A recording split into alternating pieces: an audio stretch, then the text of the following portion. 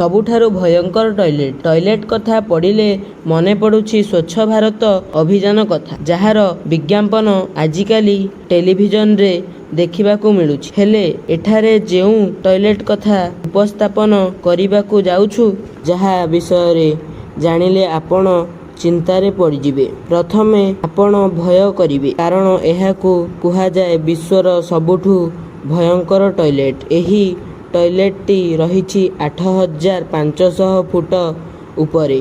ସେଠାରେ ତାପମାତ୍ରା ରହିଛି -50 ଡିଗ୍ରୀ ସେଣ୍ଟିଗ୍ରେଡ୍, ଯେଉଁଠି ରକ୍ତ ବି ପାଣି ହୋଇଯିବ।